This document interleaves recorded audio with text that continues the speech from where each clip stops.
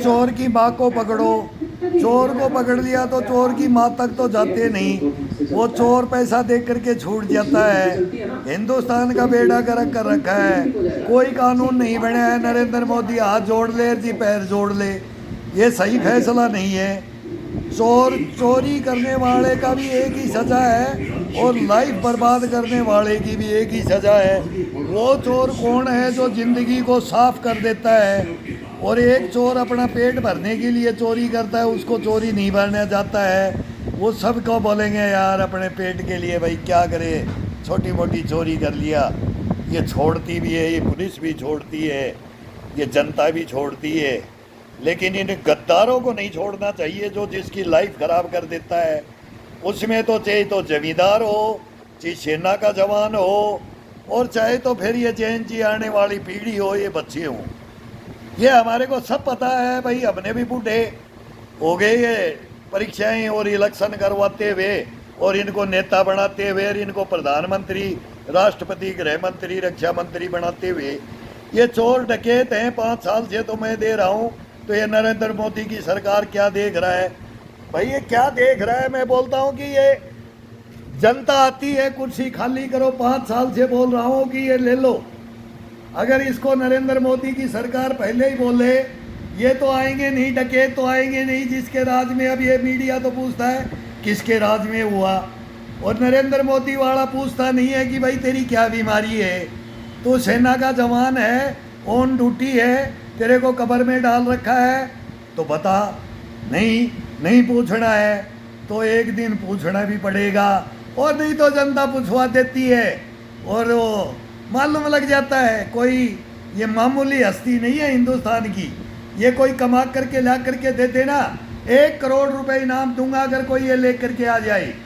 ये कोई एक ऐसा पकड़ के ले आए और ये अशोक महान की सर्टिफिकेट लिया है हिंदुस्तान में, ये लिया है, तब तो मैं मान जाऊंगा। नहीं भाई ड्यूटी करने के बाद में आकर के घर में बैठ करके रोने से, जाके जंतर मंतर पे खड़ा होने से, और अपनी टीआरपी बढ़ाने से, जनता को बरगड़ाने से, सेना भी साथ आ गई, सेना भी।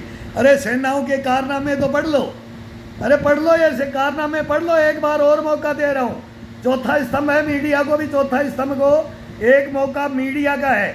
मैंने तो 3 मौके 3 चांस दे दिए, और गवर्नमेंट को अब लास्ट चांस दे रहा हूँ, और मीडिया को दे रहा हूँ। और फिर मत बोलना अगर भाई कौन कहा था और क्या कर गया, वो रोक नहीं सकते, तुम रोक नहीं सकते। जिसका जीवन बर्बाद कर देता है ना कोई, फिर वो कुछ नहीं समझता है।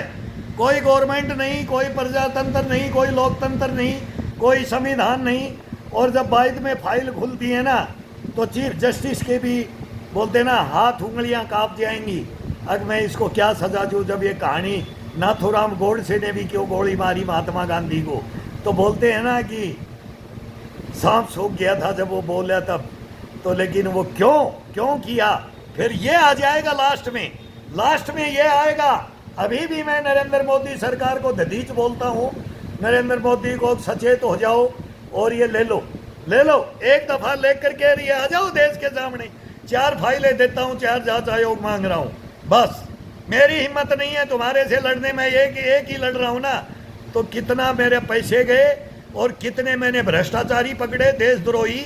और अभी तो पटियाला हाउस कोर्ट ही नहीं निकलने दे रहा, हाई कोर्ट बाकी है, सुप्रीम कोर्ट बाकी है, वहाँ तक जाने कैसे दे, ये वहाँ फैसला ही नहीं करते हैं। अभी तो 5 कोर्ट तोड़ के ये फैसला वहाँ पहुँचा है, 500 सजा नहीं दे पा रहे हैं। या तो मेरे को दो, या मैंने रखी है फाइल उसके अनुसार उसको दो, जिसने ये हिंदुस्तान को बिगाड़ दिया है, बर्बाद कर दिया है, तोड़ दिया है, मरोड़ दिया है इसको।